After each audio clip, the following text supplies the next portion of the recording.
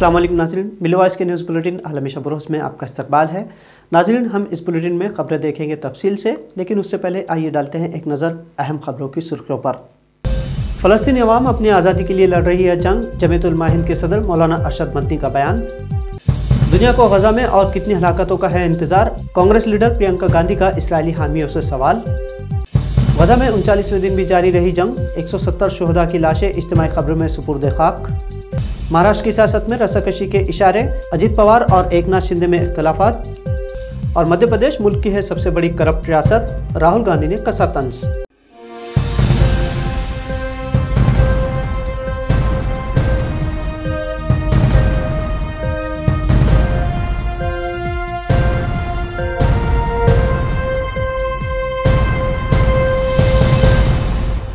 जिस तरह हिंदुस्तान में हमारे अकाबिरीन ने अंग्रेज़ों के ख़िलाफ़ जंग लड़ी थी, उसी तरह फ़लस्तीनी अवाम भी अपने मुल्क की आज़ादी के लिए जंग लड़ रही है। इस तरह का बयान दिया है जमीयत उलमा हिंद के सदर मौलाना अरशद मदनी ने। मौलाना देवबंद के मदनी हाई स्कूल में मुनक़िदा एक जलसे से खिताब कर रहे थे। इस मौके पर मौलाना ने मुल्क के मौजूदा हालात पर बात की और कहा कि मुल्क की सेक्युलर रिवायात को ख़त्म करने की साजिशें की जा रही है। फ़लस्तीन के हालात पर मौलाना ने कहा कि फ़लस्तीन की आवाम अपने मुल्क की आज़ादी के लिए जंग लड़ रहे हैं और ये जंग 1-2 दिन में नहीं जीती जा सकती, बल्कि इसके लिए उसी तरह मुसलसल कुर्बानियाँ देनी होगी जिस तरह हमने अपने मुल्क की आज़ादी के लिए कुर्बानियाँ दी हैं। उन्होंने ये भी कहा कि फ़लस्तीन के ख़िलाफ़ वही लोग बात करते हैं जो फ़लस्तीन की तारीख़ से वाकिफ़ नहीं है। उन्होंने कहा कि इसराइल का कोई वजूद नहीं था, लेकिन सल्तनत उस्मानिया की ज़वाल के बाद एक साजिश के तहत अमरीका, बरतानिया और दूसरी ताकतों ने यहूदियों को वहाँ लाकर आबाद किया है। मौलाना ने कहा कि फ़िरक़ा परस्ती ने हैरतअंगेज़ तौर पर आलमी शक्ल इख्तियार कर ली है।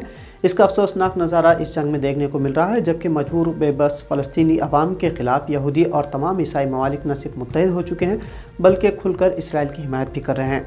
बाज़ लोग इसे आलमी जंग बनाना चाहते हैं, लेकिन अगर सरज़मीन अरब को मैदान जंग बनाया गया तो फिर मुसलमानों की कोई चीज़ महफूज नहीं रह सकेगी।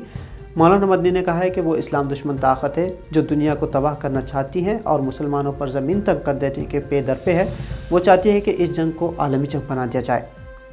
भारत में फ़िरक़ा परस्त ताकतें भले ही सेहूनी दोस्ती का हक़ निभा रही हों, लेकिन दूसरी जानिब अमन पसंद अफराद मुसलसल फ़लस्तीन के हक़ में आवाज़ बुलंद कर रहे हैं और इन्हीं आवाज़ में से एक है कांग्रेस जनरल सेक्रेटरी प्रियंका गांधी का भी। उन्होंने एक बार फिर गजा के मुतासिरीन के हक़ में आवाज़ बुलंद की है।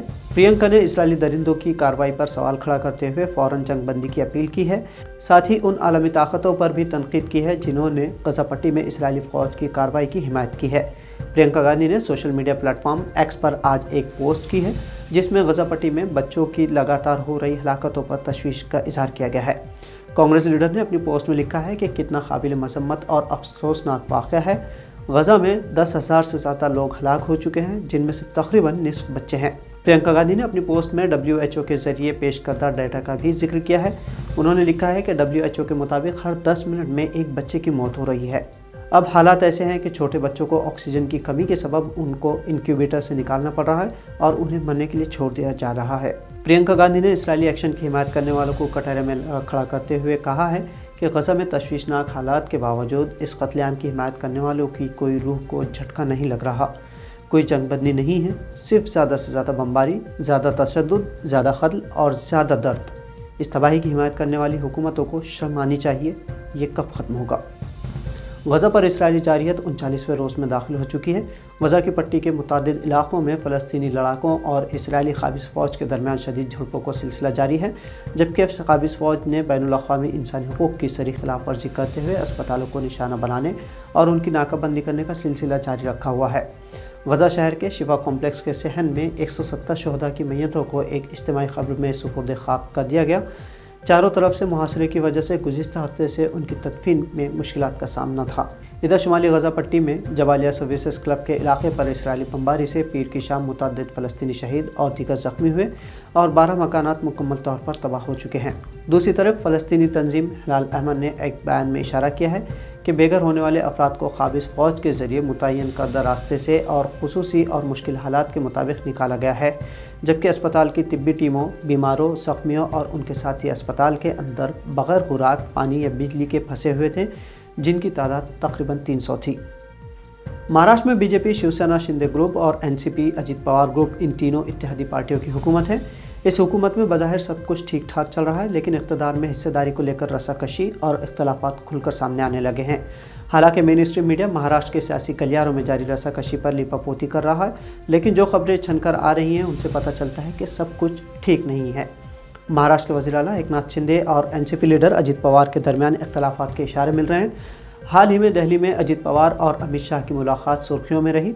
इस मुलाकात को ये रंग दिया गया है, एनसीपी सुप्रीमो शरद पवार को एनडीए की तरफ लाने की कोशिशें की जा रही हैं, लेकिन मारूफ रोजनामा हिंदुस्तान टाइम्स ने मुलाकात के दूसरे पहलू को उजागर किया है। हिंदुस्तान टाइम्स ने एनसीपी ज़राए के हवाले से इंकशाफ किया है कि अजित पवार और वज़ीर आला एकनाथ शिंदे के दरमियान इख्तलाफात को दूर करने के लिए ये मुलाकातें हुई थी।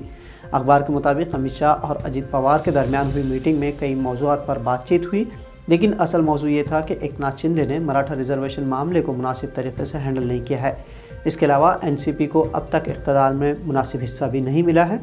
अमित शाह ने यकीन दिलाया है कि वो जल्द ही इस मामले में मुनासिब इक़दाम करेंगे।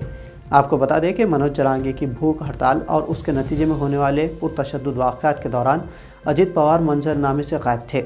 उस वक्त कहा गया था कि अजित पवार को डेंगू हो गया है, लेकिन दिवाली से एक दिन कबल अजित पवार शरद पवार से मिलने पूना गए और उसी शाम अमित शाह से मिलने दिल्ली भी पहुंच गए।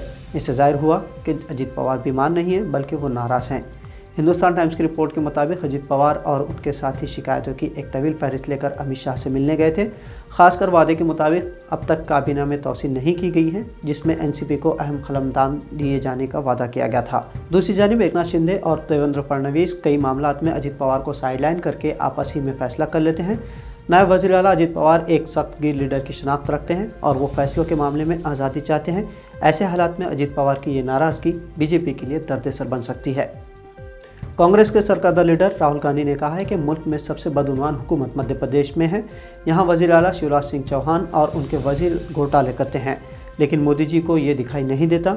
इन घोटालेबाज वज़रा के यहाँ सीबीआई, ईडी या इनकम टैक्स की छापेमारी नहीं होती। रोड शो के दौरान एक दीगर मकाम पर राहुल गांधी ने कहा कि कुछ लोग कहते हैं कि हम बीजेपी से कर्नाटक में लड़ें।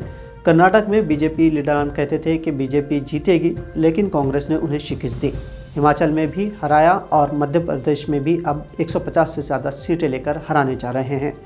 राहुल गांधी के मुताबिक मध्य प्रदेश हुकूमत ने बदउनवानी के सभी रिकॉर्ड्स तोड़ दिए हैं। बीजेपी के वज़ीर आला और वज़रा बदउनवानी में मुलविस हैं। शिवराज सिंह चौहान हुकूमत ने Mahakal corridor, mid day meal और व्यापम जैसा घोटाला किया।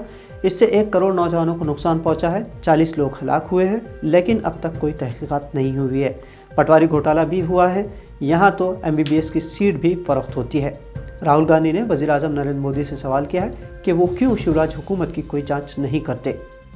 गुजरात और मुल्क भर में सोशल मीडिया पर अफगानी क्रिकेटर रहमानुल्लाह गुरबाज की फयाजी के चर्चे हैं। हालिया दिनों में गुरबाज को अहमदाबाद की सड़कों पर गरीबों की मदद करते देखा गया। हालांकि वो ये अमल आधी रात की तारीकी में उस वक्त कर रहे थे जब तमाम लोग नींद में गर्क थे, लेकिन एक शख्स ने चुपके से गुरबाज की वीडियो बना ली और उसे सोशल मीडिया पर वायरल कर दिया। इस वीडियो में देखा जा सकता है कि क्रिकेटर रहमानुल्लाह गुरबाज बड़ी खामोशी से फुटपाथ पर सो रहे गरीब अफराद के करीब 500 रुपये रखकर आगे बढ़ जाते हैं। सोशल मीडिया पर यह वीडियो वायरल होने के बाद कांग्रेस के सीनियर लीडर शशि थरूर ने गुरबाज की तारीफ की और कहा कि यह गुरबाज की किसी भी सेंचुरी से ज़्यादा बड़ा काम है। शशि थरूर ने इस वीडियो को एक्स पर शेयर भी किया। साथ में ये भी लिखा कि उनके दिल के साथ साथ उनका करियर भी तवील वक्त तक फलता फूलता रहे। अफगानी क्रिकेटर रहमानुल्लाह गुरबाज IPL में कोलकाता नाइट राइडर्स यानी KKR टीम के खिलाड़ी हैं। KKR ने भी गुरबाज की सताइश की और लिखा कि इस माह के शुरू में अफगानिस्तान में वाक़ हेरात ज़लज़ला मुतासिरीन के लिए पैसा जमा करने की अंतः कोशिशों से लेकर गैर मुल्की ज़मीन पर हमदर्दी के इस काम तक आप हम सभी को तरग़ीब देते रहे। परवरदिगार तुम्हें इसका अज्र अज़ीम दे। तो नाज़रीन, मिली वॉइस की अहम खबरों में आज इतना ही। आपसे जल्द होगी मुलाकात ताज़ा तरीन खबरों के साथ। तब तक अब्दुल वहाब को दीजिए इजाज़त। अल्लाह हाफ़िज़।